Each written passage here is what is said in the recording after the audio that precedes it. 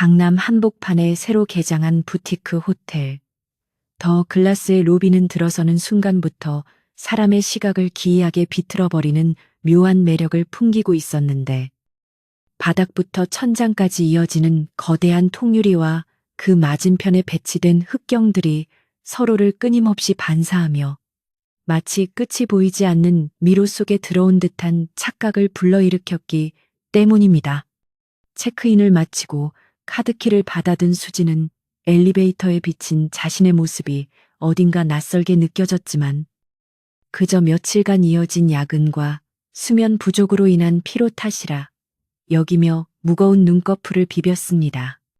그녀가 배정받은 객실은 14층의 코너 스위트룸으로, 호텔 측의 홍보 문구에 따르면 도시의 야경과 하나가 되는 투명한 휴식을 테마로 설계된 특별한 공간이었습니다. 객실 문을 열자마자 수진을 맞이한 것은 숨이 턱 막힐 정도로 차가운 공기와 사방을 둘러싼 거울들의 압도적인 존재감이었는데, 침대가 놓인 중앙을 제외한 거의 모든 벽면이 거울로 마감되어 있어 방 안에 들어선 사람이 수백 명으로 복제되는 듯한 현기증을 일으켰습니다.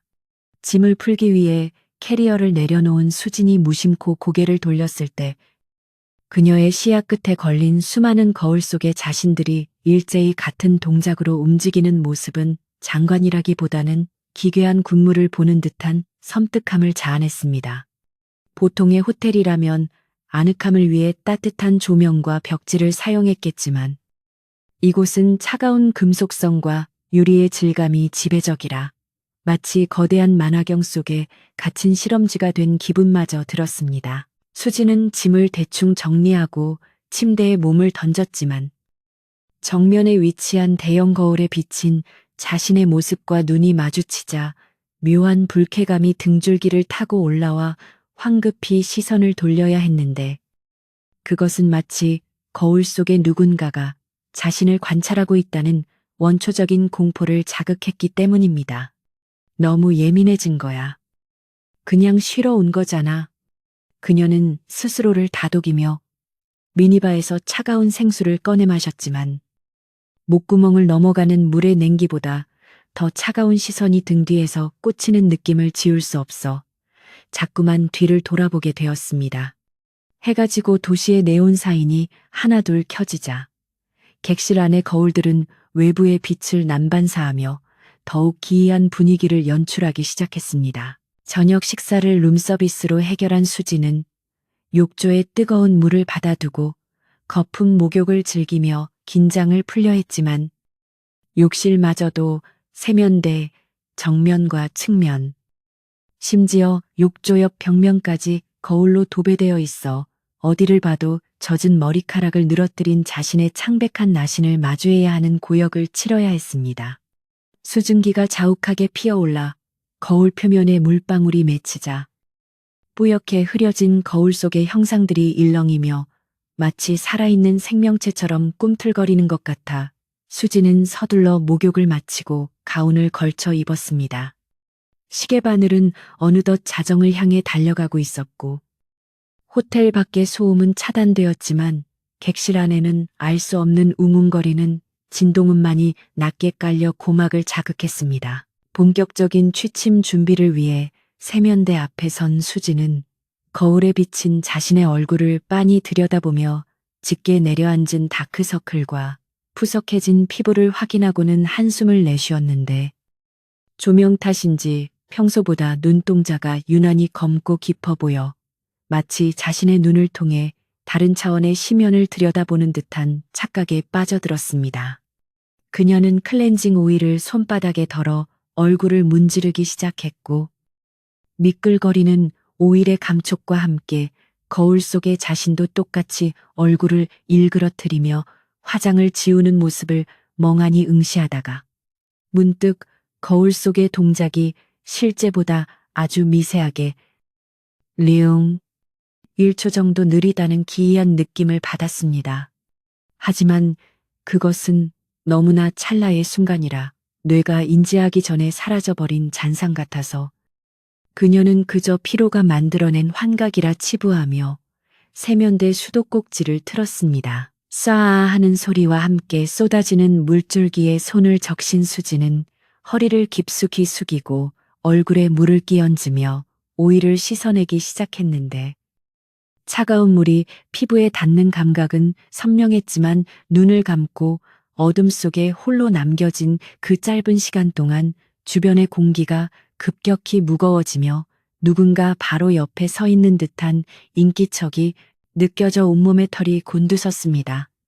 누구세요? 라는 말이 목구멍까지 차올랐지만 혼자 있는 호텔방에서 그런 소리를 내뱉는 것 자체가 공포를 인정하는 꼴이 될까봐 그녀는 억지로 입을 다물고 거칠게 세수를 계속했습니다.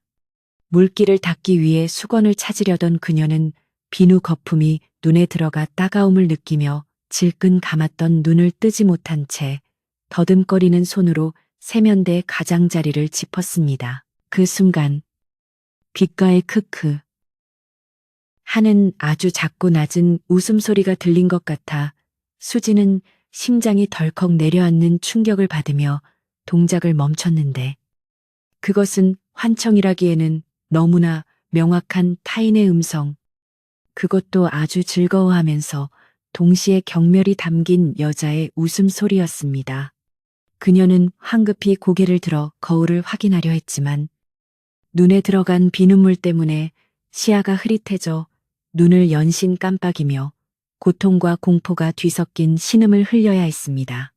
흐르는 물로 눈을 씻어내고 다시 고개를 들었을 때 거울 속에는 물에 젖어 엉망이 된 자신의 얼굴이 비치고 있었는데 그 모습은 방금 전까지 느꼈던 공포가 무색할 만큼 평범하고 지극히 현실적인 자신의 모습 그대로라.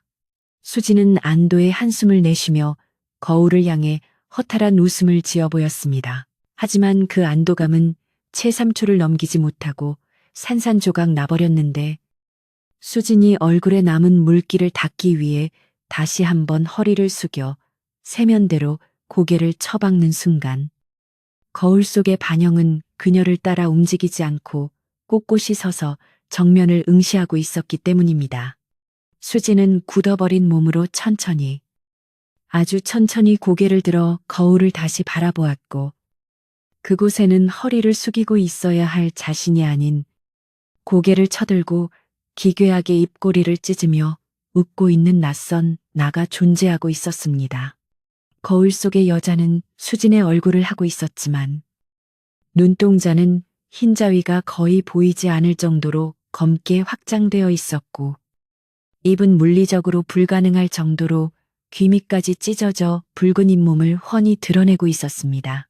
현실의 수지는 공포에 질려 입을 벌린 채 비명조차 지르지 못하고 얼어붙어 있었지만 거울 속의 수지는 마치 재미있는 장난감이라도 발견한 듯 고개를 좌우로 까딱거리며 유리 표면을 손가락으로 톡톡 두드리는 소리를 냈는데 그 소리는 탁 하는 둔탁한 타격음이 되어 고요한 욕실 안에 울려 퍼졌습니다. 찾았다. 거울 속의 존재가 입을 벙긋거리지도 않은 채 수진의 뇌리에 직접 때려 박는 듯한 목소리로 속삭였을 때 수진은 자신의 의지와 상관없이 다리에 힘이 풀리며 차가운 타일 바닥으로 주저앉고 말았습니다. 거울 속의 존재는 바닥에 쓰러진 수진을 내려다보며 더욱 기괴하게 웃었고 그 웃음소리는 욕실의 사방에 붙은 다른 거울들로 반사되어 증폭되면서 수진의 고막을 찢을 듯이 파고들었습니다. 도망쳐야 한다는 본능이 뇌를 지배했지만 몸은 마비된 듯 손가락 하나 까딱할 수 없었고 거울 속의 존재가 천천히 손을 뻗어 유리를 뚫고 나오려는 듯한 제스처를 취하자 수진의 이성은 한계점에 도달하여 붕괴되기 시작했습니다. 거울 표면이 물결처럼 일렁이며 그 차가운 손끝이 현실의 공간으로 넘어오려는 순간 극도의 공포가 신경을 끊어놓으며 수진의 시야는 암전되었고 그녀는 외마디 비명과 함께 의식을 잃고 차가운 욕실 바닥에 쓰러졌습니다. 기절해버린 수진의 몸 위로 욕실 조명이 깜빡거리며 불안하게 명멸했고 거울 속의 존재는 쓰러진 그녀를 만족스러운 눈빛으로 내려다보며 천천히, 아주 천천히 현실의 수진이 취하고 있는 자세를 흉내내어 바닥에 눕는 시롯을 하기 시작했습니다. 어둠 속으로 침전하는 수진의 의식 끝자락에 마지막으로 각인된 것은 거울 속에 자신이 짓고 있던 그 소름 끼치는 미소가 점점 더 짙어지며 자신의 영혼을 집어삼킬 듯이 입을 벌리는 장면이었습니다. 호텔 복도에서는 아무런 인기척도 들리지 않았고 완벽하게 방음 처리된 스위트룸 안에서 벌어진 이 기이한 사건은 오직 사방을 둘러싼 거울들만이 목격하고 기록하고 있었는데 그것은 마치 이 방 자체가 거대한 눈이 되어 재물을 감시하는 것과 같았습니다.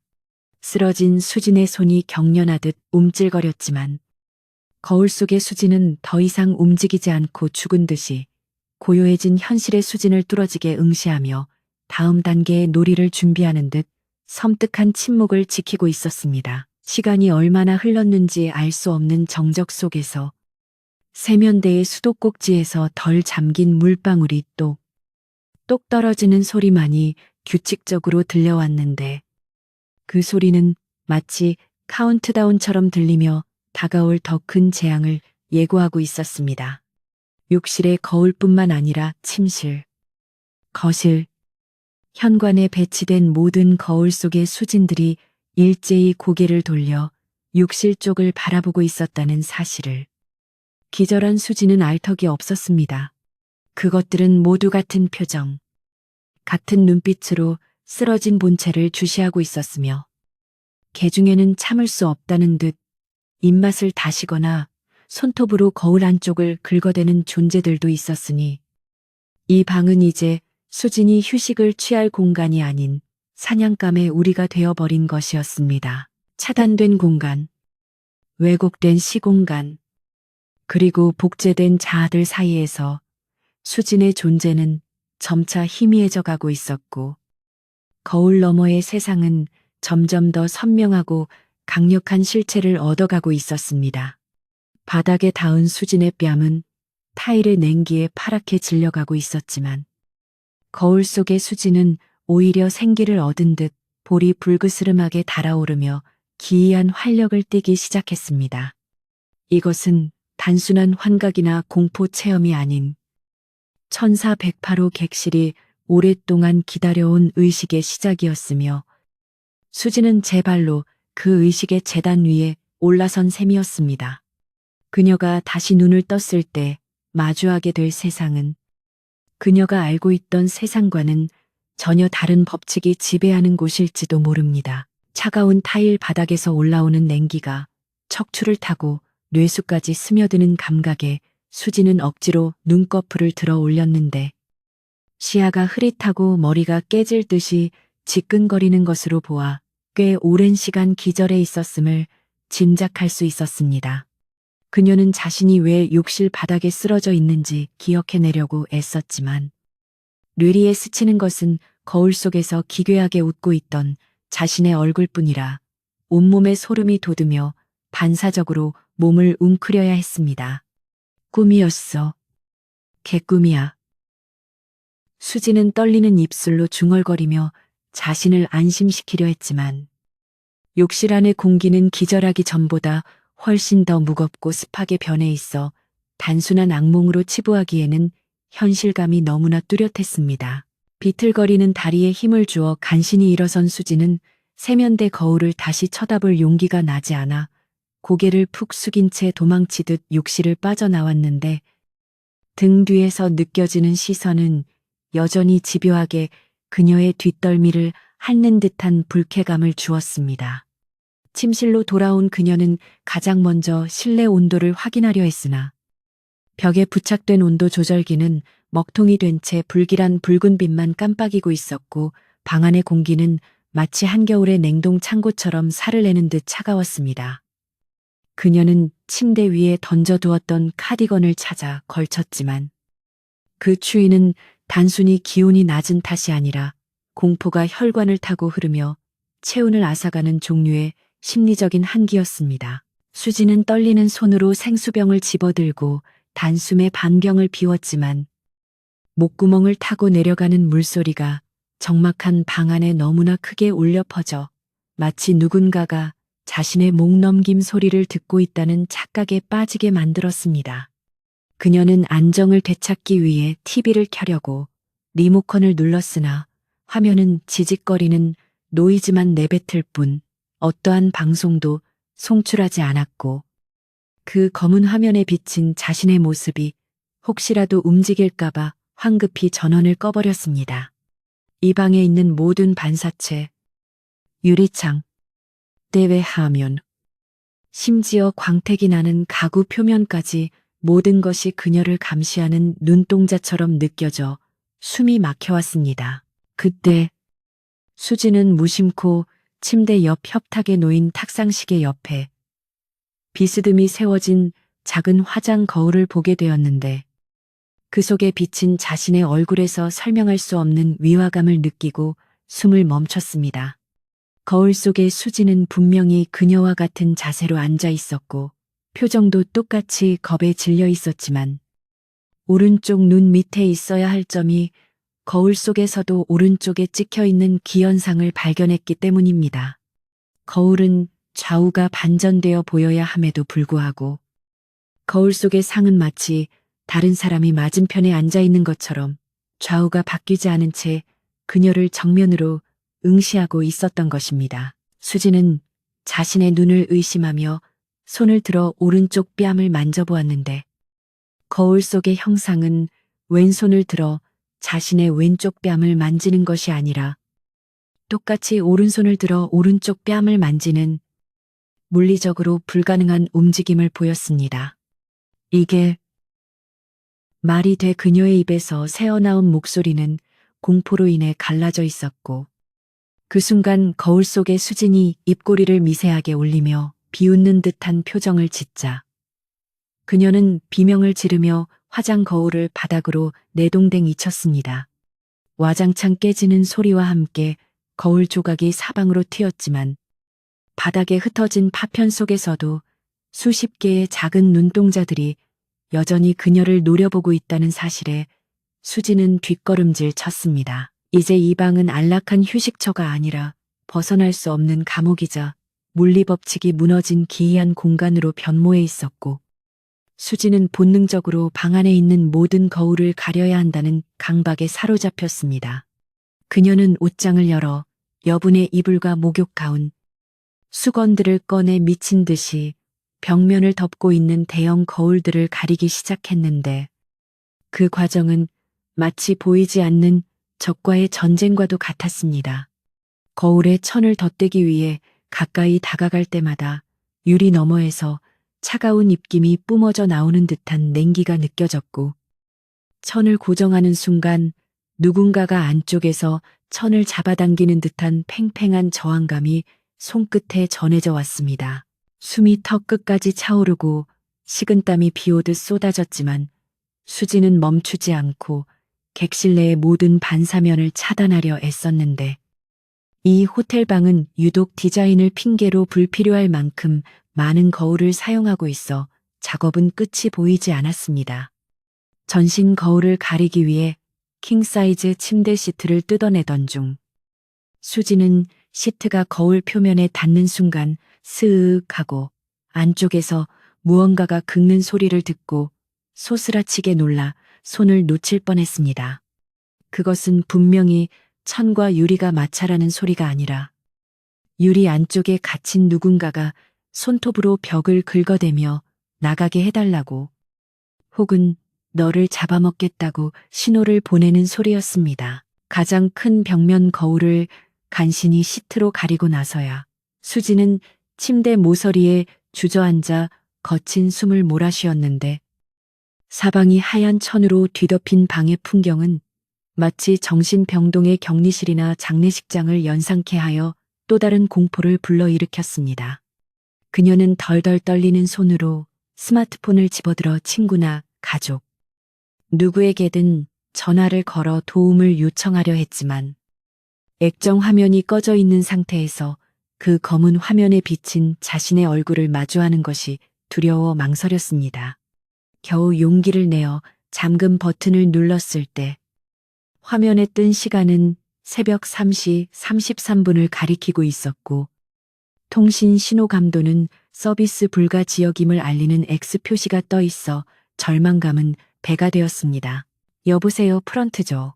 수지는 객실 전화기를 들어 0번을 미친 듯이 눌렀지만 수화기 너머에서는 사람의 목소리 대신 치익 거리는 기계음과 함께 묘하게 변조된 마치 물속에서 말하는 듯한 웅얼거림만이 들려올 뿐이었습니다. 그 웅얼거림은 자세히 들어보면 열지 마, 보지 마, 라고 반복하는 여자의 울음소리 같기도 했고, 수많은 사람들이 동시에 속삭이는 주술 소리 같기도 하여 수지는 비명을 지르며 수화기를 집어 던졌습니다. 전화선마저 끊어진 고립된 공간에서 그녀가 의지할 수 있는 것은 오직 자신의 정신력뿐이었지만 그마저도 벽면을 가린 시트들이 미세하게 들썩이는 것을 보며 빠르게 무너져 내리고 있었습니다. 방 안의 조도가 점점 낮아지며 그림자들이 길게 늘어지기 시작했는데 수지는 천으로 가려진 거울 속의 존재들이 어둠을 틈타 현실 세계로 스며 나오려는 준비를 하고 있음을 직감적으로 느낄 수 있었습니다. 특히 침대 맞은편에 있는 대형 거울을 가린 시트의 중앙 부분이 사람의 얼굴 형상처럼 불룩하게 튀어나오기 시작했을 때 그녀는 공포에 질려 침대 헤드보드에 등을 바짝 붙이고 무릎을 끌어안았습니다. 불룩해진 형상은 천천히 움직이며 시트 위를 기어다니는 듯한 모습을 보였고 그 움직임에 따라 천이 팽팽하게 당겨지며 우두둑하는 섬유 끊어지는 소리가 정막을 찢었습니다. 수지는 눈을 질끈 감고 귀를 막으며 이건 환각이야. 제발 사라져라고 주문처럼 외웠지만 청각을 차단해도 피부로 느껴지는 서늘한 기운과 압박감은 지울 수 없었습니다. 그녀는 문득 자신이 신고 있는 호텔 슬리퍼가 벗겨져 있다는 사실을 깨닫고 발을 내려다보았는데 바닥에 놓인 슬리퍼 한 짝이 저절로 180도 회전하여 침대 밑을 향하고 있는 것을 보고 숨을 들이켰습니다. 마치 누군가가 침대 밑에서 기어나와 슬리퍼를 신고 있다가 다시 들어간 것처럼, 혹은 침대 밑에 누군가가 숨어서 그녀의 발목을 노리고 있는 것처럼 보였기 때문입니다. 공포는 인간의 이성을 마비시키는 동시에 감각을 예민하게 만드는데 수지는 지금 자신의 심장 박동 소리 사이로 들려오는 아주 미세한 발소리를 포착하고 온몸의 신경을 곤두세웠습니다. 그 발소리는 복도에서 나는 것이 아니라 방 안, 그것도 욕실 쪽에서 시작되어 아주 천천히 침실로 다가오고 있었는데 맨발이 젖은 바닥에 쩍쩍 달라붙었다 떨어지는 소리처럼 축축하고 끈적했습니다. 수지는 욕실 문을 닫고 나왔는지 기억해내려고 애썼지만 공포에 질려 도망쳐 나오느라 문을 활짝 열어두었다는 사실을 깨닫고 절망에 빠졌습니다. 그녀는 고개를 들어 욕실 쪽을 바라보았는데 어둠에 잠긴 욕실 입구에는 아무것도 보이지 않았지만 바닥에 깔린 카펫 위로 물기가 서서히 번져 나오며 검은 얼룩을 만들어내고 있는 것이 보였습니다. 그 얼룩은 불규칙하게 퍼져나가는 것이 아니라 마치 누군가의 발자국처럼 일정한 간격을 두고 침대를 향해 다가오고 있었으며 수지는 그 보이지 않는 존재가 점점 자신과의 거리를 좁혀오고 있음을 직감했습니다. 그녀는 이불을 머리끝까지 뒤집어 쓰고 싶은 충동을 느꼈지만 시야를 차단하는 순간 바로 곁에 그것이 와 있을 것만 같아 눈을 부릅뜨고 허공을 응시해야만 했습니다. 그때 천장 구석에 설치된 화재 감지기 옆에 작은 반원형의 거울이 붙어 있다는 사실을 뒤늦게 발견한 수진의 동공이 지진이 난 듯 흔들렸습니다. 그것은 방범용이나 인테리어용으로 설치된 볼록 거울이었는데 너무 높은 곳에 있어 미처 가리지 못한 유일한 거울이었습니다. 수지는 보지 말아야 한다고 생각하면서도 자석에 이끌리듯 고개를 들어 그 작은 거울을 쳐다보았고 그곳에는 침대에 앉아있는 자신의 정수리와 바로 그 뒤에 서서 내려다보고 있는 긴 머리카락에 여자가 왜곡된 형태로 비치고 있었습니다. 볼록 거울 속의 여자는 수진의 어깨에 손을 올리고 있었는데 현실의 수진은 어깨에 아무런 무게감도 느끼지 못했기에 그 시각적 정보와 감각의 괴리감은 더욱 끔찍한 공포로 다가왔습니다. 거울 속의 여자는 수진이 자신을 보고 있다는 것을 알아차린 듯 고개를 젖히며 입을 크게 벌려 웃었는데 그 입안은 끝이 보이지 않는 검은 구멍처럼 묘사되어 있어 빨려 들어갈 것 같은 현기증을 느꼈습니다. 수진은 비명을 지르며 침대에서 뛰어내려 현관 쪽으로 달리기 시작했지만 다리가 템에 빠진 것처럼 무거워 속도가 나지 않았습니다. 현관문에 도달한 수진은 도어락을 해제하려 했으나 손이 너무 떨려 비밀번호를 계속 틀렸고 뒤에서는 젖은 발소리가 점점 더 빠르게 타닥타닥 하는 소리로 바뀌며 쫓아오고 있었습니다. 제발, 제발 열려라. 그녀는 울부짖으며 레버를 돌리고 문을 흔들었지만 문은 마치 벽과 하나가 된 것처럼 꿈쩍도 하지 않았고 도어락의 숫자 패드마저 붉은색 에러 메시지를 띄우며 작동을 멈췄습니다. 그녀는 갇혔다는 사실을 뼈저리게 실감하며 등을 문에 기대고 주저앉았는데 시선은 여전히 방 안쪽을 향한 채 경계 태세를 늦추지 않았습니다. 방 안을 가득 메운 하얀 천들은 이제 바람이 불지 않는데도 격렬하게 펄럭거리고 있었고 천 아래 가려진 거울들 속에서 수많은 손들이 튀어나와 천을 찢으려 하는 형상이 적나라하게 드러났습니다. 찌익 하는 섬유 찢어지는 소리가 여기저기서 동시다발적으로 터져 나왔고 그 틈새로 번뜩이는 눈동자들이 수진을 향해 쏟아지기 시작했습니다. 수진은 자신이 사방이 거울로 된 방에 갇힌 실험쥐이며 관찰자들은 이제 실험을 끝내고 처분을 시작하려 한다는 사실을 깨닫고 극심한 공포에 몸을 떨었습니다. 그녀의 시선이 마지막으로 머문 곳은 현관 옆에 놓인 전신 거울이었는데 미처 가리지 못한 그 거울의 하단 부분에 자신의 다리가 비치고 있었습니다. 하지만 거울 속의 다리는 맨발이 아니라 붉은색 구두를 신고 있었고 발목은 기괴하게 꺾여 있어 서 있는 것조차 불가능해 보였습니다. 수지는 자신의 발을 내려다 보았지만 그녀는 맨발이었고 다시 거울을 보았을 때 그 붉은 구두는 천천히, 아주 천천히 거울 밖으로 걸어 나오려는 듯 한 발짝을 내딛고 있었습니다. 방 안의 모든 조명이 일제히 꺼지며 암흑이 찾아왔고 오직 창밖에서 들어오는 희미한 도시의 불빛만이 방 안의 윤곽을 겨우 비추고 있었는데 그 어둠 속에서 수진의 귓가에 다시 한번 그 목소리가 들려왔습니다. 놀아줘서 고마워. 이제 내 차례야. 그 목소리는 바로 수진의 귀 옆, 아니 귓속에서 들리는 것처럼 가깝고 선명했으며 동시에 수진의 목소리와 완벽하게 똑같아 자신이 말한 것인지 타인이 말한 것인지 구분할 수 없을 지경이었습니다. 수진은 귀를 틀어막고 비명을 질렀지만 그 비명 소리는 방 안의 어둠에 먹혀 밖으로 새어나가지 못했습니다. 이제 공포는 의심의 단계를 지나 확신으로 변했고 수진은 자신이 이 방에서 살아나갈 수 없을지도 모른다는 절망적인 예감에 휩싸였습니다. 거울 속의 존재들은 더 이상 숨지 않고 노골적으로 자신들의 존재를 드러내고 있었으며 현실 세계의 법칙은 이 404호 객실 안에서는 아무런 효력을 발휘하지 못했습니다. 수지는 어둠 속에서 무언가가 자신의 발목을 잡는 차가운 손길을 느꼈고 그것이 거울 밖으로 나온 또 다른 나의 손이라는 것을 직감하며 필사적으로 발버둥 쳤습니다. 이 지옥 같은 상황에서 벗어날 유일한 방법은 이 방의 비밀을 파헤치거나 아니면 미쳐버리는 것뿐이라는 생각이 들었습니다.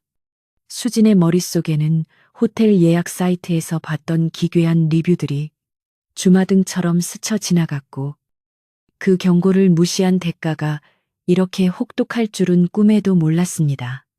차가운 소나기 힘이 점점 강해지며 그녀를 어둠 속으로 혹은 거울 속으로 끌고 들어가려 하고 있었고, 수진의 손톱이 현관 바닥을 긁으며 처절한 흔적을 남기고 있었습니다. 살려주세요.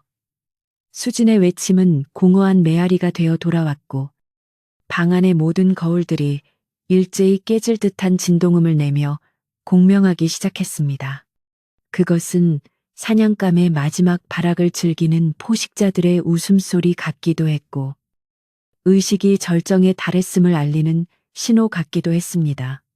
수지는 흐려지는 의식 속에서 거울 속의 세계가 현실을 덮어쓰기 시작하는, 되돌릴 수 없는 침식이 시작되었음을 뼈저리게 느꼈습니다. 현관문 앞에서의 처절한 사투 끝에 수지는 문이 외부에서 잠긴 것이 아니라 문이라는 개념 자체가 이 공간에서 지워진 듯한 단단한 벽처럼 변해버렸다는 사실을 깨닫고 절망에 빠져 뒷걸음질 쳤습니다.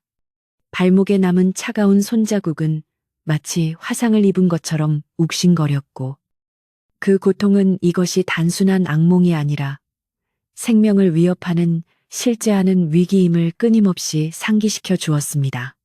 그녀는 거친 숨을 몰아쉬며 방 안을 둘러보았는데, 어둠에 잠긴 객실은 처음 들어왔을 때보다 미묘하게 좁아진 느낌이었고, 천장은 더 낮게 내려와 숨통을 조여오는 듯한 폐쇄 공포를 불러일으켰습니다. 탈출구를 찾아야 한다는 일념으로 수지는 창가로 달려가 묵직한 라운지 체어를 들어올려 통유리창을 향해 전력을 다해 내리쳤지만, 유리는 깨지기는커녕 고무처럼 탄력을 받아 의자를 튕겨내 버렸습니다.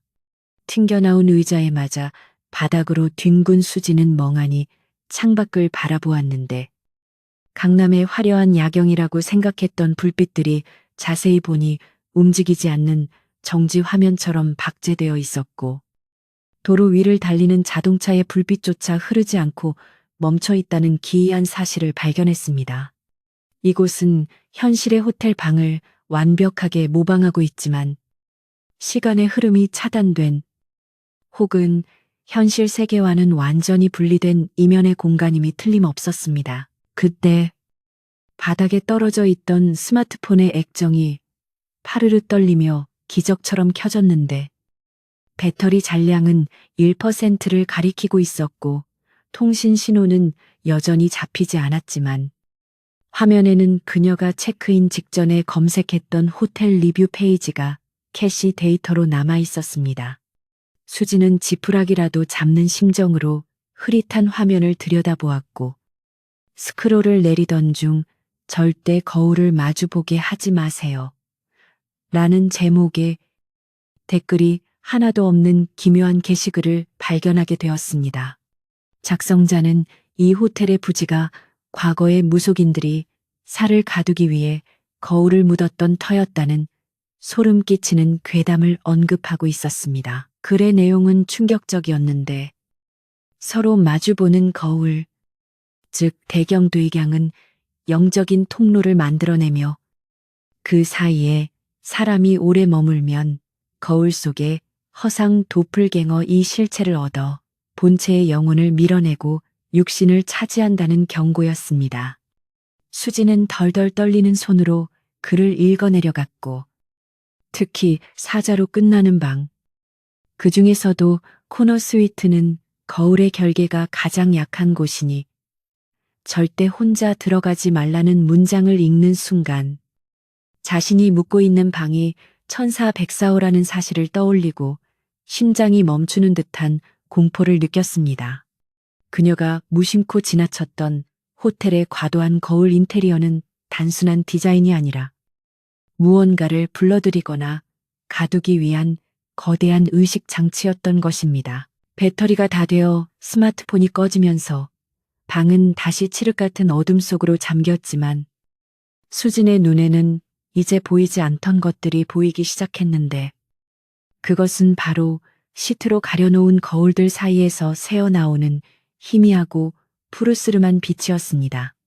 그 빛은 전등이나 외부의 조명이 아니라 거울 내부에서 자체적으로 발광하는 인광 맥광 같았으며, 마치 심해어가 먹이를 유인하기 위해 내뿜는 빛처럼 몽환적이면서도 위험한 기운을 품고 있었습니다. 수지는 홀린 듯이 가장 빛이 강하게 새어나오는 침대 헤드보드 위쪽의 거울로 다가갔고 그곳을 덮고 있던 시트가 갈기갈기 찢어져 있음을 확인했습니다. 찢어진 시트 틈으로 드러난 거울 표면에는 실금 같은 균열이가 있었는데 놀랍게도 그 균열은 유리가 깨진 것이 아니라 마치 얇은 막이 찢어진 것처럼 보였고 그 틈새에서는 썩은 물 냄새와 비릿한 피 냄새가 섞인 악취가 뿜어져 나오고 있었습니다. 수지는 코를 막으며 조심스럽게 그 틈새를 들여다보았고 그 너머에 벽이 있어야 할 자리에 끝을 알 수 없는 깊은 통로가 뚫려 있다는 것을 보고 경악했습니다. 그 통로는 끝없이 이어진 거울의 방들로 구성되어 있었는데 각각의 방 안에는 수진과 똑같이 생긴 아니 수진의 과거 모습들이 박제된 채 갇혀 있는 듯한 형상이 어렴풋이 보였습니다. 도대체 이게 뭐야? 수진은 뒷걸음질 치려 했지만 거울 속의 통로에서 불어오는 흡인력이 그녀의 몸을 끌어당기고 있어 발을 떼기가 쉽지 않았는데 마치 거대한 진공청소기가 영혼을 빨아들이려는 듯한 강력한 압력이었습니다. 그때 균열 너머의 깊은 어둠 속에서 누군가가 천천히 걸어 나오는 소리가 들렸고 그 발소리는 뚜벅, 뚜벅하며 점점 더 선명해져 수진의 심장 박동과 공명하기 시작했습니다. 그 존재는 거울에 비친 수진의 모습이 아니라 거울 속 세상에 살고 있는 별개의 인격체처럼 보였고 얼굴은 그림자에 가려져 있었지만 입가에 걸린 섬뜩한 미소만큼은 선명하게 빛나고 있었습니다. 수지는 본능적으로 방 안에 있는 날카로운 물건을 찾기 위해 서랍을 뒤졌고 미니바 옆에 놓인 와인 오프너를 발견하고는 떨리는 손으로 그것을 움켜쥐었습니다. 그녀는 이것이 초자연적인 존재에게 통할 리 없다는 것을 알고 있었지만 최소한의 방어 수단이라도 있어야 정신을 유지할 수 있을 것 같았기에 흉기처럼 오프너를 겨누고 거울을 노려보았습니다.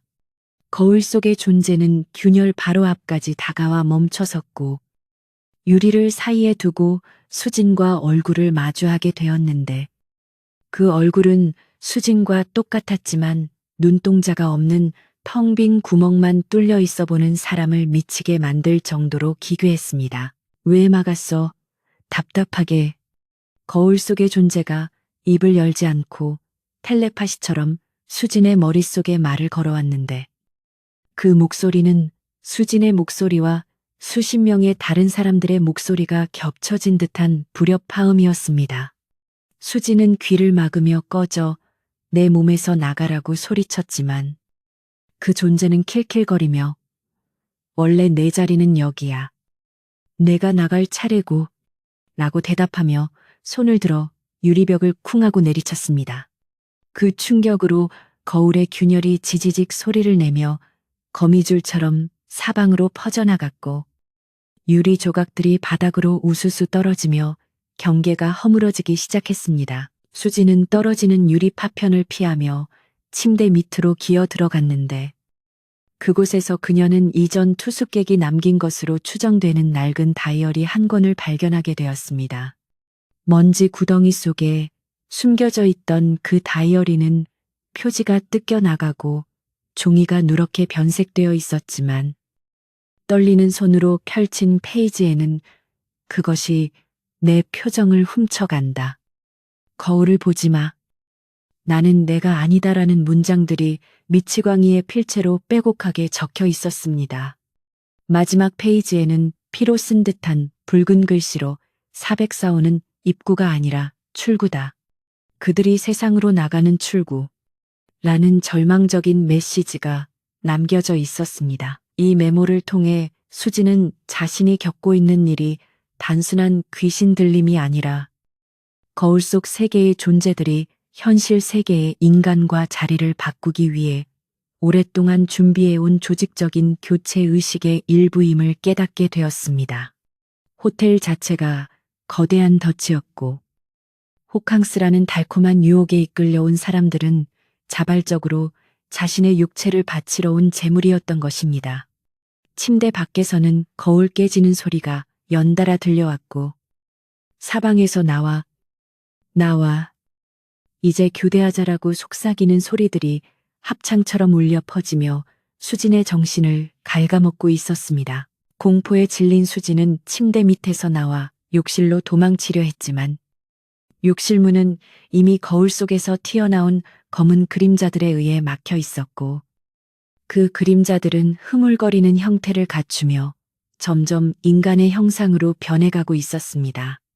그들은 모두 수진의 얼굴을 하고 있었지만 어떤 것은 눈이 없고 어떤 것은 입이 꿰매져 있었으며 어떤 것은 목이 기형적으로 꺾여 있는 등 실패한 복제품과 같은 끔찍한 모습을 하고 있었습니다.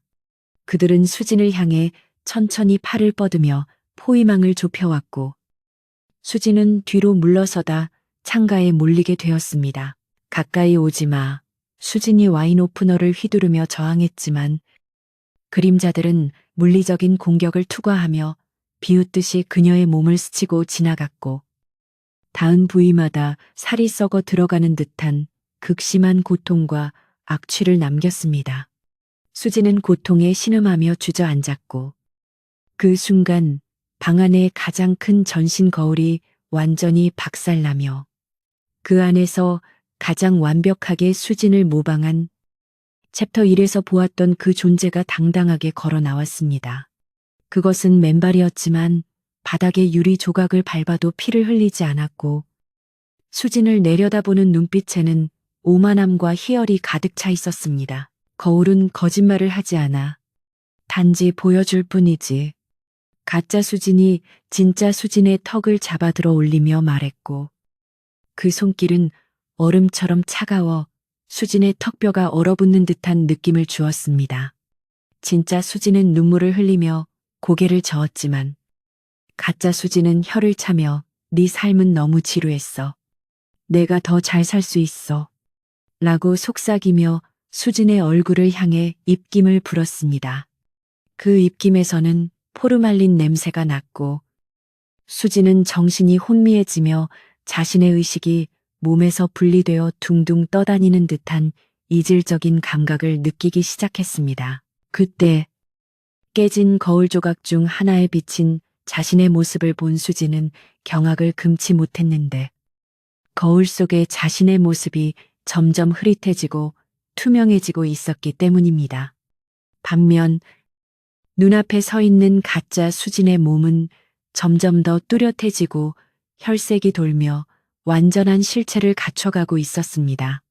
이것은 단순한 빙의가 아니라 존재의 소멸과 대체를 의미하는 것이었고 이대로라면 수진은 거울 속의 망령이 되고 망령이 현실의 수진이 되어 세상 밖으로 나가게 될 것이 자명했습니다. 수진은 마지막 힘을 짜내어 가짜 수진의 발을 걷어찼지만 발은 허공을 가르듯 통과해버렸고 중심을 잃은 수진은 바닥에 쓰러졌습니다.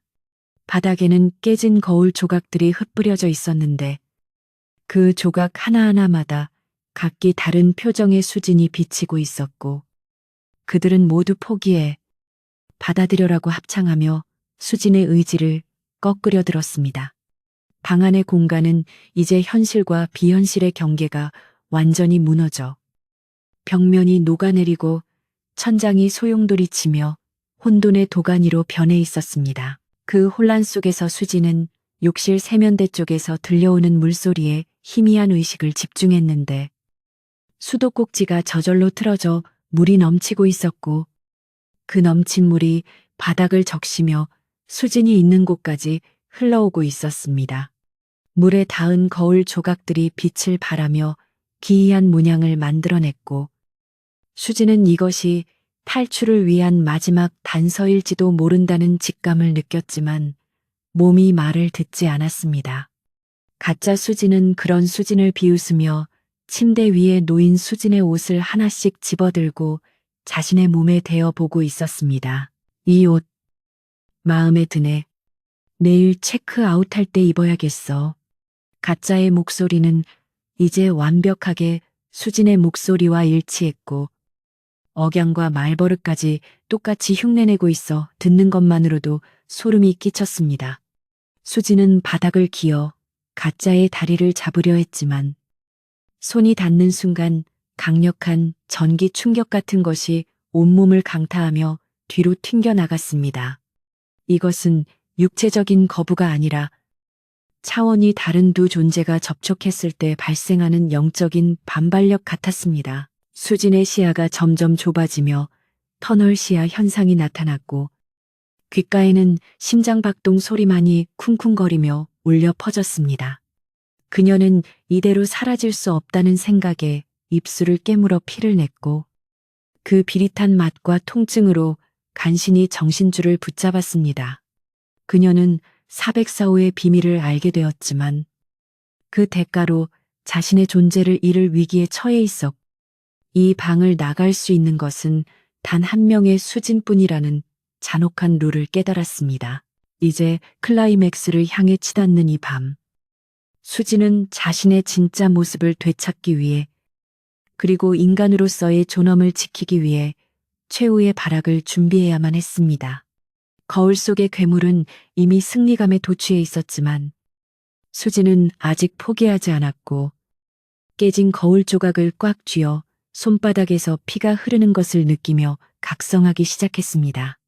피가 뚝뚝 떨어지는 주먹을 쥐고 그녀는 비틀거리며 일어섰고 그 눈빛에는 처음으로 공포가 아닌 살기가 서려 있었습니다. 피로 물든 거울 조각을 쥔 수진의 손은 걷잡을 수 없이 떨리고 있었지만 그녀의 눈동자만큼은 생존을 향한 최후의 불꽃으로 이글거리고 있었습니다. 그녀는 괴성을 지르며 눈앞의 가짜 수진, 즉 도플갱어를 향해 달려들었는데 그 순간 방 안의 공간이 마치 고무판처럼 기이하게 늘어나며 아무리 달려도 거리가 좁혀지지 않는 초현실적인 현상이 벌어졌습니다. 가짜 수진은 제자리에서 한 발자국도 움직이지 않은 채 허우적대며 달려오는 수진을 보며 입꼬리를 귀밑까지 찢어 비웃었고 그 기괴한 웃음소리는 늘어난 공간 속에서 메아리치며 증폭되어 수진의 고막을 사정없이 타격했습니다. 이것은 단순한 물리적 거리가 아니라 현실 세계와 거울 속 세계 사이의 차원의 간극이 벌어지며 만들어낸 절망적인 거리감이었습니다. 아직도 상황 파악이 안 되나 보네. 넌 이미 이쪽에 더 가까워. 가짜 수진이 손가락을 튕기자 방 안을 가득 채우고 있던 공기가 순식간에 액체처럼 끈적하게 변하며 수진의 팔다리를 휘감았는데 그것은 마치 깊은 늪에 빠진 것처럼 움직임을 둔하게 만들었습니다. 수진은 숨을 쉬기 위해 입을 벌렸지만 폐로 들어오는 것은 산소가 아니라 비릿한 쇠냄새와 곰팡내 섞인 차가운 입자들 뿐이라 기침을 토해내며 바닥을 뒹굴어야 했습니다. 그녀가 쥐고 있던 거울 조각은 무거워진 공기의 압력을 이기지 못하고 손에서 미끄러져 떨어졌고 바닥에 닿는 순간 챙하는 맑은 소리 대신 철퍽하고 진흙에 박히는 둔탁한 소리를 냈습니다. 가짜 수지는 천천히 마치 무중력 공간을 유영하듯 우아한 걸음걸이로 다가와 수진의 머리채를 휘어잡았는데 그 소나기 힘은 가냘픈 외모와 달리 쇠몽둥이처럼 단단하고 억세어 수진의 목이 뒤로 꺾일 듯이 젖혀졌습니다. 이 얼굴, 이 몸, 내가 더 잘 쓸 수 있다고 했잖아. 넌 너무 낭비했어. 가짜의 얼굴이 수진의 코앞까지 다가왔고 그 눈동자 속에는 수진의 과거 기억들 직장 상사에게 혼나던 날, 연인과 헤어지고 울던 밤, 혼자 컵라면을 먹던 처량한 모습들, 이 파노라마처럼 빠르게 스쳐 지나가고 있었습니다. 그것은 수진의 영혼을 구성하는 기억 데이터를 실시간으로 복제하고 다운로드하는 과정과도 같았습니다. 수진은 고통 속에서도 필사적으로 저항하며 가짜의 팔을 핥히었지만 손톱 밑에 걸리는 것은 살점이 아니라 차갑고 딱딱한 유리 질감뿐이었고 긁힌 자국에서는 피 대신 검은 연기가 피어올랐습니다. 방 안의 조명은 미친 듯이 명멸하며 사이키델릭한 조명 효과를 연출했고, 벽지에 새겨진 꽃무늬들이 꿈틀거리며 사람의 얼굴 형상으로 변해 포기해라고 속삭이는 환청이 들려왔습니다. 이 방인 천사백사호 전체가 하나의 거대한 유기체처럼 살아 움직이며 침입자인 진짜 수진을 배제하고 새로운 주인인 가짜를 받아들이기 위해 재구성되고 있는 것이었습니다. 가짜 수진은 수진을 질질 끌고 깨진 전신 거울 앞으로 향했는데 바닥에 끌려가는 수진의 다리는 카펫 마찰열로 인해 쓰라렸지만 그보다 더 큰 공포는 점점 가까워지는 거울 속의 검은 심연이었습니다. 깨진 거울의 틈새는 아까보다 더 벌어져 있었고 그 안에서는 회오리 바람 같은 강력한 흡입력이 발생하여 주변의 가구와 집기들을 빨아들이고 있었습니다. 들어가. 거기가 내 집이야. 가짜가 수진의 머리를 거울 틈새로 쳐박으려 하자 수진은 양손으로 거울 틀을 붙잡고 버티며 비명을 질렀습니다. 안 돼, 싫어 살려줘. 그녀의 손가락 마디마디가 하얗게 질리고 손톱이 뒤집어질 듯한 고통이 엄습했지만 여기서 손을 놓으면 영원히 돌아올 수 없는 곳으로 떨어진다는 본능적인 직감이 그녀를 버티게 했습니다. 그때 거울 속 심연에서 수십 개의 창백한 손들이 튀어나와 수진의 얼굴과 어깨, 옷자락을 잡아당기기 시작했는데 그 손들의 주인은 먼저 이 호텔에서 희생당한 영혼들이 분명했습니다. 그들은 우리랑 같이 있자. 혼자는 외로워라고 웅얼거리며 수진을 자신들의 세계로 끌어들이려 했고 그들의 손길이 닿는 곳마다 피부가 검게 괴사하는 듯한 끔찍한 냉기가 스며들었습니다.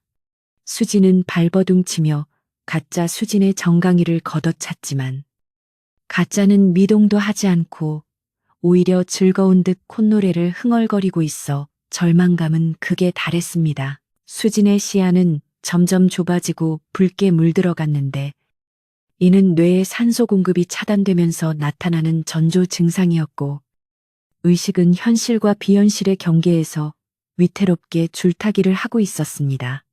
그녀는 문득 거울 틀을 잡고 있는 자신의 손이 점점 투명해지고 있다는 사실을 발견하고 경악했는데 손가락 뼈가 보일 정도로 투명해진 육체는 이미 현실 세계에서의 존재권이 박탈당하고 있음을 의미했습니다. 반면 그녀를 내려다보고 있는 가짜 수진의 피부는 점점 혈색이 돌고 윤기가 흐르며 마치 갓 태어난 아기처럼 생명력으로 충만해지고 있었습니다. 이제 거의 다 됐어. 조금만 참아. 가짜 수진이 수진의 귀에 대고 속삭이며 손에 쥔 힘을 더욱 강하게 조이자 수진의 상반신이 거울의 경계선을 넘어 어둠 속으로 빨려 들어갔습니다. 거울 안쪽의 세상은 칠흑 같은 어둠이 아니라 좌우가 반전된 호텔방의 모습이었는데 그곳은 모든 색이 빠진 회색빛 세상이었고 공기 중에는 먼지 대신 깨진 유리 가루가 부유하고 있었습니다. 수지는 반쯤 넘어간 몸을 지탱하며 마지막으로 현실 세계를 돌아보았는데 그곳은 너무나 따뜻하고 다채로운 색으로 빛나고 있어 눈물이 왈칵 쏟아졌습니다. 현실의 방에 남겨진 가짜 수지는 이제 완벽한 이수진이 되어 있었고 그녀는 바닥에 떨어진 수진의 핸드백을 주워들고 거울 속의 진짜 수진을 향해 손을 흔들어 보였습니다. 걱정 마. 네 카드값은 내가 갚아줄게. 내 친구들도 부모님도 내가 잘 챙길 거야. 아무도 모를걸. 그 말은 육체적인 죽음보다 더 잔혹한 사회적 존재로서의 완전한 말살을 선고하는 것이나 다름없었습니다. 수지는 소리치려 했지만 목소리는 거울 밖으로 나가지 못하고 진공 상태에서 흩어졌으며 그녀의 하반신마저 서서히 거울 속으로 끌려 들어오고 있었습니다. 절체절명의 순간 수지는 주머니 속에 들어있던 스마트폰이 진동하는 것을 느꼈는데 기적적으로 터진 알림 하나가 화면에 떴습니다. 그것은 엄마에게서 온 문자 메시지. 우리 딸, 호캉스 잘하고 있어. 밥 꼭 챙겨 먹어. 라는 짧은 문장이었습니다. 그 평범한 일상의 메시지가 수진의 흐려져 가던 정신을 번쩍 깨우는 기폭제가 되었고, 그녀는 이대로 사라져서는 안 된다는 강렬한 생존 본능을 되찾았습니다. 그녀는 있는 힘껏 팔을 뻗어 거울 밖의 현실 세계에 있는 묵직한 크리스털 재떨이를 잡으려 시도했습니다. 가짜 수진이 눈치를 채고 수진의 손을 밟으려 했지만 수진의 손이 간발의 차이로 재떨이를 낚아채는 데 성공했고, 그녀는 망설임 없이 그것을 가짜 수진의 얼굴이 아닌 자신을 빨아들이고 있는 거울의 가장자리 틀을 향해 내리찍었습니다. 쾅 하는 굉음과 함께 금속 프레임이 휘어지며 유리에 가해지던 장력이 일시적으로 깨졌고, 그 충격으로 발생한 틈새로 현실의 공기가 유입되면서 강력한 폭발음이 발생했습니다. 이 미친년이 가짜 수진이 처음으로 당황한 표정을 지으며 뒤로 물러섰고, 그 틈을 타 수진은 젖먹던 힘까지 짜내어 상반신을 현실 세계로 끄집어냈습니다. 하지만 거울 속의 망령들은 놓칠 수 없다는 듯 수진의 발목을 끈질기게 붙잡고 늘어졌고, 수진은 손톱이 빠지는 고통을 감내하며 카펫 바닥을 기어 나왔습니다. 그녀의 몸은 반쯤은 투명하고 반쯤은 실체화된 기형적인 상태였지만 그녀는 멈추지 않고 객실 문을 향해 처절하게 기어갔습니다. 뒤에서는 가짜 수진이 짐승처럼 울부짖으며 달려오고 있었고, 방 안의 모든 거울들이 일제히 폭발하며 수만 개의 유리 파편이 비오듯 쏟아져 내리는 아비규환의 지옥도가 펼쳐졌습니다. 유리 파편들은 마치 살아있는 벌떼처럼 수진을 향해 날아와 몸에 박혔지만 수진은 고통을 느낄 겨를도 없이 도어락을 향해 손을 뻗었습니다. 도어락은 여전히 붉은 에러 메시지를 띄우고 있었지만 수진은 엄마의 문자가 왔다는 것은 통신이 잠시 연결되었다는 뜻이고, 이는 결계에 구멍이 뚫렸다는 것을 의미한다고 믿었습니다.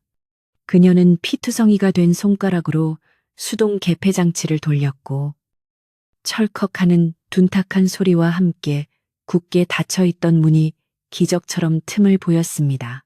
문이 열리는 순간 복도에 차가운 공기가 밀려 들어오며 방 안의 후끈한 열기와 충돌에 짙은 안개를 만들어냈고, 그 안개 속에서 가짜 수진의 형상이 일그러지며 비명을 질렀습니다. 안 돼가지 마. 넌 내 거야. 가짜의 손이 수진의 발목을 잡으려 뻗어 나왔지만 수진은 이미 문 밖으로 몸을 던진 후였습니다. 복도 바닥에 나뒹군 수진은 닫히는 문틈 사이로 방 안에 홀로 남겨진 가짜 수진이 분노와 절망으로 얼굴을 감싸 쥐고 녹아내리는 끔찍한 광경을 목격했습니다. 쾅 문이 닫히며 모든 소음이 차단되었고, 복도는 언제 그랬냐는 듯 죽음처럼 고요했습니다. 수진은 찢어진 옷과 피투성이가 된 몸으로 복도 바닥에 누워 거친 숨을 몰아쉬었지만 아직 끝난 것이 아님을 알고 있었습니다. 복도의 벽면에도, 엘리베이터 앞에도, 천장에도 온통 거울이 장식되어 있었기 때문입니다. 그녀는 비틀거리며 일어나 엘리베이터가 아닌 비상구 계단으로 향했는데, 복도의 거울 속에서 수많은 그림자들이 그녀의 뒤를 쫓아 뛰어가고 있는 것이 보였기 때문입니다. 404호를 탈출했지만 호텔 전체가 거대한 거울의 미로라는 사실은 변함이 없었고, 수지는 자신이 완전히 인간의 모습으로 돌아온 것인지 아니면 아직도 반쯤 투명한 상태인지 확인할 용기가 나지 않았습니다. 그녀는 자신의 손을 내려다보았지만 복도의 조명이 너무 어두워 실루엣만 보일 뿐 디테일은 확인할 수 없었습니다. 오직 심장이 터질 듯이 뛰는 소리만이 그녀가 살아있음을 증명하는 유일한 증거였습니다. 수지는 맨발로 비상계단을 미친 듯이 뛰어내려갔지만 계단을 내려가도 층수 표시판은 계속해서 4층만을 가리키고 있었습니다. 인비우스의 띠처럼 반복되는 계단, 그리고 계단 참마다 놓인 거울 속에서 자신을 기다리고 있는 또 다른 나들의 시선. 수지는 자신이 진정한 탈출을 한 것이 아니라 404호라는 작은 감옥에서 호텔이라는 더 큰 감옥으로 옮겨진 것일지도 모른다는 공포에 휩싸였습니다. 그녀의 절규는 끝이 보이지 않는 나선형 계단을 타고 더 아래로 추락하고 있었습니다. 비상계단의 차가운 콘크리트 바닥을 끝도 없이 내달리던 수진의 다리는 이미 감각을 잃은 지 오래였고, 폐는 찢어질 듯한 통증을 호소하며 거친 숨을 토해내고 있었습니다. 아무리 내려가도 계속해서 나타나는 4층이라는 숫자판은 그녀의 이성을 조각조각 부수고 있었고, 뒤에서 쫓아오던 발소리는 어느새 수백 개의 겹쳐진 소음이 되어 계단 통로 전체를 울리는 굉음으로 변해 있었습니다. 제발 끝내줘. 수진이 발을 헛디디며 바닥으로 굴러 떨어지는 순간 시야를 가득 채우던 어둠이 소용돌이치며 그녀를 집어삼켰고 세상은 뚝 끊어진 필름처럼 정지했습니다. 그녀의 의식은 깊고 차가운 심연 속으로 가라앉으며 자신이 영원히 깨어나지 못할 악몽 속에 갇혔음을 직감했습니다. 손님, 체크아웃 시간입니다.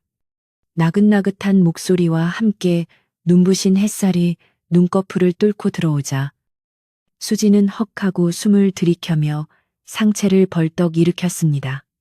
흐릿한 시야가 서서히 초점을 찾으면서 눈앞에 펼쳐진 것은 깨진 거울 조각도 피투성이의 바닥도 아닌 강남의 화창한 아침 햇살이 쏟아져 들어오는 평온하고 고급스러운 1404호 스위트룸의 풍경이었습니다. 침대 옆 인터폰에서는 프런트 데스크 직원의 정중한 모닝콜 음성이 흘러나오고 있었고 방 안의 공기는 어젯밤의 그 끔찍했던 곰팡내 대신 은은한 라벤더 디퓨저 향기로 가득 채워져 있었습니다. 수지는 멍하니 자신의 손을 내려다보았는데 분명 어젯밤 유리 조각에 찔리고 찢겨 너덜너덜해졌어야 할 손바닥은 갓 태어난 아기 피부처럼 매끄럽고 하얗게 빛나고 있었습니다. 발목을 확인해 보아도 멍자국 하나 없이 깨끗했고 온몸을 짓누르던 피로감과 근육통은 씻은 듯이 사라져 오히려 전신에 활력이 넘쳐 흐르는 것을 느낄 수 있었습니다. 꿈이었나? 그녀는 떨리는 손으로 마른 세수를 하며 중얼거렸지만 목소리는 잠긴 탓인지 평소보다 조금 낮고 차분하게 울렸습니다.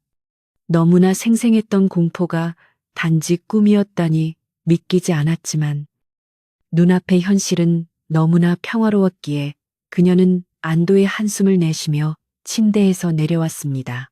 욕실로 향하는 발걸음은 깃털처럼 가벼웠고 어젯밤 그토록 공포의 대상이었던 욕실 안의 수많은 거울들은 이제 아침 햇살을 반사하며 눈부시게 반짝이고 있을 뿐이었습니다.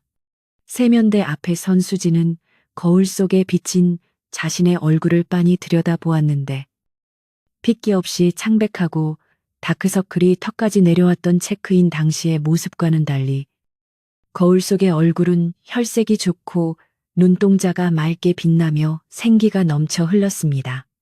그녀는 거울 가까이 얼굴을 들이밀고 요리조리 살펴보며 만족스러운 듯 입꼬리를 올려 미소 지었고 거울 속의 그녀 역시 한치의 오차도 없이 동시에 완벽하게 같은 미소를 지어 보였습니다. 샤워를 마치고 나온 수지는 콧노래를 흥얼거리며 짐을 챙기기 시작했는데 캐리어에 옷을 개어 넣는 손놀림이 평소보다 훨씬 빠르고 정교했으며 마치 기계가 움직이는 듯한 절도 있는 동작이었습니다. 화장대에 앉아 화장을 시작한 그녀는 평소라면 시도하지 않았을 과감한 붉은색 립스틱을 집어들어 입술에 발랐고 거울 속에 자신과 눈을 맞추며 오늘따라 예쁘네라고 나직이 속삭였습니다. 그 목소리에는 자기애를 넘어선 기묘한 도취감이 서려 있었지만 아무도 없는 방 안에서 그것을 지적할 사람은 없었습니다. 체크아웃을 위해 방을 나서기 전 그녀는 마지막으로 전신 거울 앞에 서서 옷매무새를 다듬었는데 거울 속의 눈동자가 아주 잠시 찰나의 순간 동안 붉은 빛을 띠었다가 사라진 것을 그녀는 눈치채지 못한 척 무시했습니다. 복도로 나온 수진의 구두 굽소리는 또각하며 경쾌하게 울려 퍼졌고 어젯밤 그녀를 가두고 조롱했던 끝없는 복도는 이제 고급 카펫이 깔린 평범한 호텔 복도일 뿐이었습니다. 청소 카트를 끌고 지나가던 메이드가 수진을 보며 안녕히 가세요.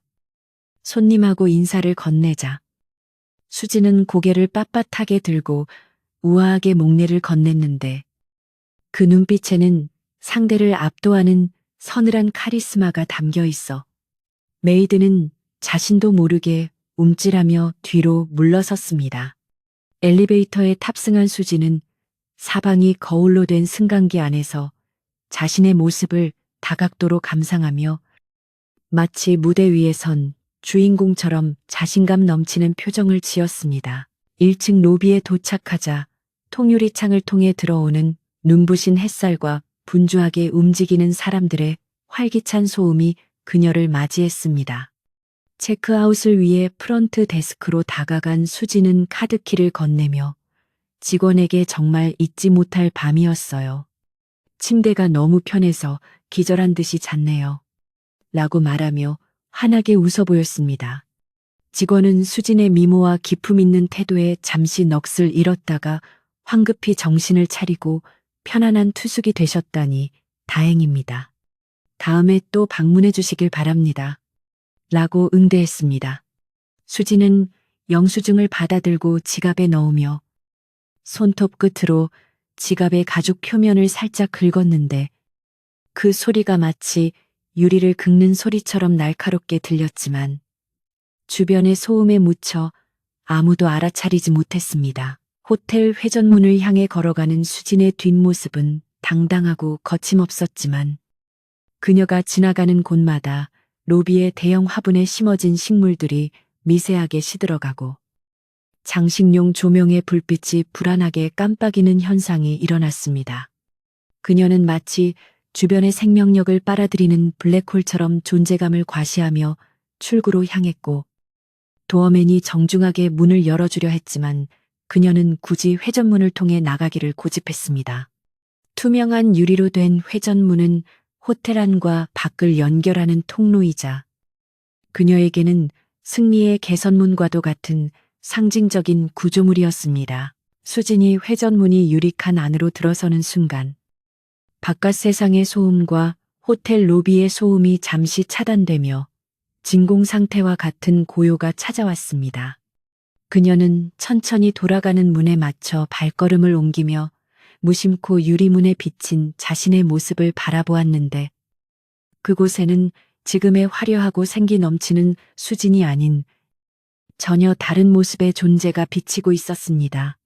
유리에 비친 형상은 피투성이가 된 채 찢어진 옷을 입고 있었고 머리카락은 산발이 되어 얼굴을 반쯤 가린 흉측한 몰골이었습니다.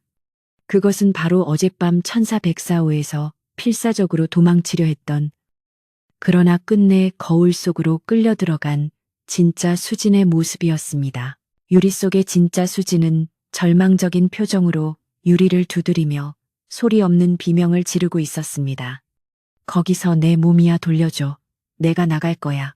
그녀의 입모양은 처절하게 울부짖고 있었지만 그 소리는 두꺼운 강화 유리에 막혀 현실 세계로 넘어오지 못했고 손바닥으로 유리를 칠 때마다 붉은 핏자국만이 유리에 덕지덕지 묻어날 뿐이었습니다. 하지만 회전문 안을 걷고 있는 새로운 수지는 그 끔찍한 광경을 보고도 전혀 놀라지 않았습니다. 오히려 그녀는 선글라스를 꺼내어 천천히 착용하며 유리에 비친 과거의 주인에게 조용히 입모양으로 속삭였습니다. 수고했어. 이제 푹 쉬어.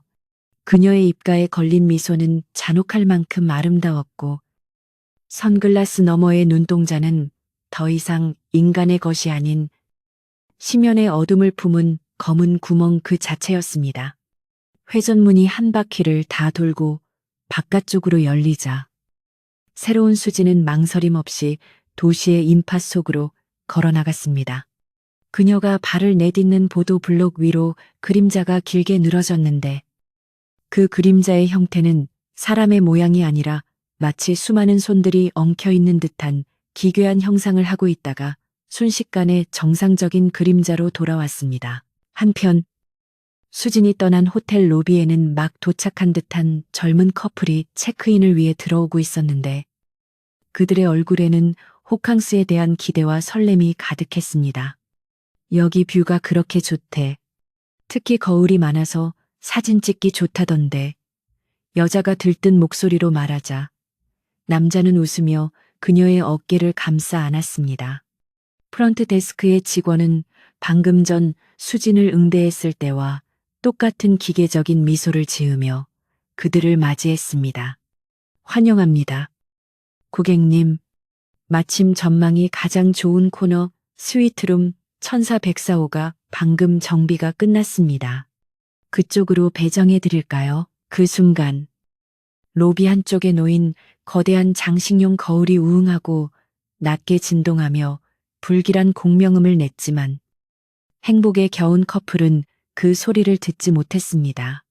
거울 속 깊은 곳, 어둠이 깔린 차원에서는 방금 갇힌 진짜 수진이 다른 희생자들의 영혼과 뒤엉켜 새로 들어올 먹잇감을 바라보며 공허한 눈빛을 보내고 있었습니다. 그녀의 눈에서는 피눈물이 흘러내리고 있었고 입은 꿰매진 것처럼 굳게 닫혀 더 이상 비명조차 지를 수 없게 되어 있었습니다.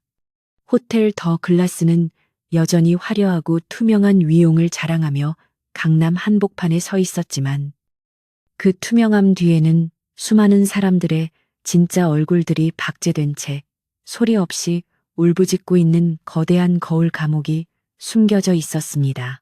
새로운 수진이 탄 택시가 호텔을 빠져나가 멀어질 때 호텔 최고층 14104호의 창가에는 누군가가 서서 그 택시를 내려다보고 있었습니다. 커튼 틈 사이로 보이는 그것은 사람이 아니라 창문에 비친 그림자였을 수도 있고 혹은 아직 떠나지 못한 미련 남은 영혼이었을 수도 있습니다. 하지만 분명한 것은 이 도시에 또 하나의 가짜가 풀려났으며 그녀는 이제 당신의 옆자리에 혹은 당신이 매일 들여다보는 거울 속에 언제든 나타날 수 있다는 사실입니다. 택시 안에서 거울을 보며 화장을 고치던 수진이 기사에게 말을 건넸습니다. 기사님, 혹시 그거 아세요? 거울을 너무 오래 보면 거울 속의 사람이 심심해한다는 거요. 백미러로 그녀와 눈이 마주친 기사는 등골이 서늘해지는 것을 느끼며 아무 말도 하지 못했고 수지는 붉은 입술을 벌려 소리 없이 웃었습니다. 그 웃음은 인간의 표정을 완벽하게 흉내낸 그러나 영혼은 결여된 인형의 미소였습니다. 택시는 빌딩 숲 사이로 사라졌고 이야기는 끝났지만 공포는 이제부터 시작이었습니다. 당신이 오늘 밤 세수를 하다가 고개를 들었을 때 거울 속의 당신이 1초 늦게 반응한다면 부디 모른 척하고 도망치시기를. 이미 늦었을지도 모르지만 말입니다.